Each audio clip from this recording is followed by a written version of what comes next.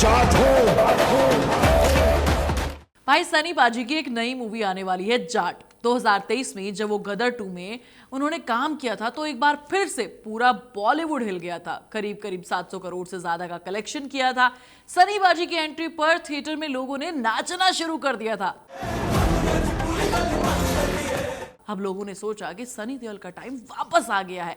इसी कॉन्फिडेंस के चलते अब वो अपनी जाट मूवी लेकर आ रहे हैं और आने वाले टाइम में भी उनकी बाप मूवी आने वाली है। लेकिन फिर से वो वही गलती कर रहे हैं यार, जो उन्होंने सालों पहले की थी। उनका ये जाट बनाना वैसे तो बरसों से चला आ रहा है। जब रोमांस का टाइम चल रहा था तब भी सनी पाजी अकेले ऐसे हीरो थे जो अपने एक पंच में दीवार गिरा सकते थे। जब बाकी हीरो प्यार में खोए पड़े थे तब सनी देओल पाजी गुस्से से उबाल मार रहे थे। ये मजदूर का हाथ है कातिया। ये वो टाइम था जब हीरो हीरोइन के साथ गार्डन में दौड़ रहे थे, हाथों में हाथ लिए फूल लेकर गाने गाए जा रहे थे। मतलब लव स्टोरीज की बाढ़ आ चुकी थी और फिर अचानक एक शेर दहाड़ा और पूरी इंडस्ट्री सन रह गई। अरे भाई, ये वही आदमी है जिसने अपनी फिल्मों से एक हाथ से हैंडपंप उखाड़ दिया और अकेले पूरे पाकिस्तान में तहलका मचा दिया। लेकिन एक टाइम था एक टाइम जब उन्होंने पूरे बॉलीवुड को हिला कर रख दिया था। ये बॉलीवुड के उन 5 बाहुबलियों में से एक हैं जिनके बारे में आगे आने वाली सीरीज में हम बात करने वाले हैं। तो वीडियो को पूरा देखना और चैनल को सब्सक्राइब जरूर कर लेना। ये हमारी एक नई सीरीज है जिसमें हम बॉलीवुड के कुछ ट्रेंड्स के बारे में बात करने वाले हैं। तो देखो भाई, बात ऐसी है कि जब रोमांस का टाइम चल रहा था तब सनी पाजी ने गुस्से को अपना स्टाइल बना लिया। जब प्यार मोहब्बत में हीरो मस्त थे तब सनी पाजी अकेले विलन की फौज से भिड़ जाया करते थे। उठा के पटकूंगा, उठा के पटकूंगा। उनकी फिल्में हिट हो रही थी, थिएटर में सीटियां हो रही थी और पब्लिक को नया हीरो मिल चुका था। एक्शन का दमदार आवाज वाला और बॉलीवुड के असली एंग्री यंग मैन कौन? हमारे सनी पाजी। समझ रहे हो ना बात को, कि लीक से हटकर इन्होंने काम किया। तो देखो, साल 1983 में उनकी फिल्म आई थी बेताब। ये सनी पाजी की डेब्यू मूवी थी जिसमें उन्होंने एक मासूम से रोमांटिक लड़के का कैरेक्टर प्ले किया। लेकिन कुछ सालों में उनका करियर एक ऐसा मोड़ लेने वाला था जो बॉलीवुड के इतिहास में हमेशा के लिए दर्ज हो गया। 1985 में उनकी मूवी आई अर्जुन। ये मूवी थी जिसमें सनी पाजी को नए जमाने के एंग्री यंग मैन के रूप में पेश किया। जब अमिताभ बच्चन साहब शहंशाह की तरफ बढ़ रहे थे तब सनी पाजी की गूंज भी तेज होने लगी थी। और फिर 90s में तो सनी पाजी ने पूरे बॉलीवुड को साइड कर दिया। 90s का टाइम बॉलीवुड में एक बड़ा बदलाव लेकर आया। एक तरफ शाहरुख खान रोमांस किंग बन रहे थे, हमारे सलमान खान बॉडी के जलवे भी कर रहे थे और आमिर खान अपनी परफेक्शनिस्ट वाली इमेज को बरकरार रखने के लिए मेहनत पे मेहनत किए जा रहे थे। लेकिन वहीं सनी पाजी अकेले सिर्फ अपने 2-2.5 किलो के हाथों से गुंडों की फौज को उड़ा रहे थे।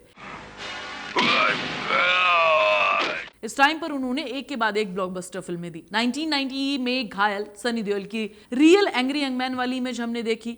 गुस्सा, बदला, इमोशन, सब कुछ। भाग कर कहां जा रहे हो? भाग सुना मेरे।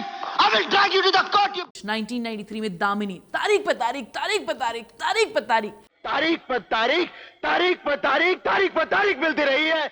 आज भी मीम वर्ल्ड में कितना वायरल है ये। मतलब कल्चर में सबसे ज्यादा अगर वायरल होता है मीम कल्चर में तो ये डायलॉग है, ये इंपैक्ट है उनकी मूवीज का।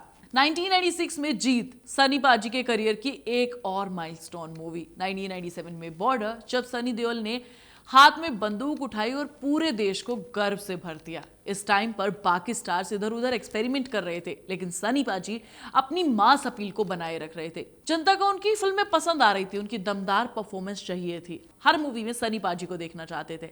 और फिर आया वो साल जब सनी पाजी बॉलीवुड के सबसे बड़े स्टार बन गए। साल था 2001। मूवी थी गदर। गदर एक प्रेम कथा। इस मूवी ने वो किया जो कोई भी नहीं सोच सकता था। गदर उस साल की सबसे बड़ी ब्लॉकबस्टर मूवी बनी।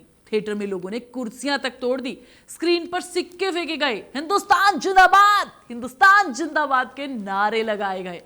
लेकिन हमारा हिंदुस्तान जिंदाबाद था, जिंदाबाद है और जिंदाबाद रहेगा। आज भी जब तुम ये सीन देखते हो तो तुम्हारे रोंगटे पक्के खड़े हो जाते हैं। ये डायलॉग सुनकर लोगों की देशभक्ति, उनके जो अंदर एक लहर थी वो दौड़ गई।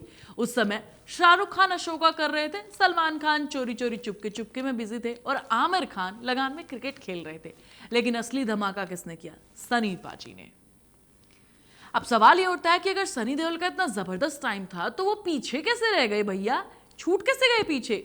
देखो, इस बात के कई कारण हैं जिसका इम्पैक्ट आज भी सनी पाजी पर पड़ सकता है। अब उनकी जाट मूवी रिलीज होने वाली है। बॉलीवुड का ट्रेंड बदल गया है। 2000 में मल्टी स्टारर और रोमांटिक मूवीज का दौर आ गया था। मार्केटिंग गेम स्ट्रांग हो गया था। शाहरुख खान, सलमान खान की पीआर टीम बहुत पावरफुल हो गई थी और यहां पर सनी पाजी पीछे रह गए। इस टाइम पर उन्होंने कुछ कमजोर स्क्रिप्टों को अपने हाथ में लिया, जिससे उनकी फिल्मों की क्वालिटी गिरने लग गई। नई जनरेशन की एंट्री हो गई। ऋतिक रोशन, अजय देवगन, अक्षय कुमार जैसे स्टार्स बॉलीवुड में कुछ न कुछ नया कर ही रहे थे। ऋतिक रोशन अपना डांस से लोगों को इंप्रेस कर रहे थे, अपने ऐप से इंप्रेस कर रहे थे। अक्षय कुमार खिलाड़ी कुमार बन रहे थे और अजय देवगन अपने एक अलग ही जॉनर को एक्सप्लोर कर रहे थे। तो सब अपने अपने पैर जमाने की कोशिश कर रहे थे, लेकिन सनी पाजी वही रिपीट मोड पे काम कर रहे थे। इतना सब चल रहा था, लेकिन इतने सारे लोग कंपटीशन में आ गए थे, उन्होंने कुछ नया करने की नहीं सोची। उनकी कुछ मूवीज फ्लॉप हुई, ले अमला पगला दीवाना, और भी बहुत सारी हैं यार, सारी थोड़ी गिनवाने बैठूंगी, तुम लोगों को पता है, तुम्हें बैक टू बैक फ्लॉप होती गई। उनका कॉन्फिडेंस लेवल गिर गया। लेकिन सनी पाजी को शायद यकीन था कि उनके कुछ दीवाने तो अभी भी बैठे ही होंगे। कई साल बीत गए और 2023 में सनी पाजी ने फिर से धमाका किया। सबको लगा था कि सनी पाजी का टाइम खत्म हो गया है, लेकिन तब आती है गदर 2। लेकिन उसके बाद फिर से वो उसी रास्ते पर जा रहे हैं यार। इसी की वजह से वो पिछड़ सकते हैं।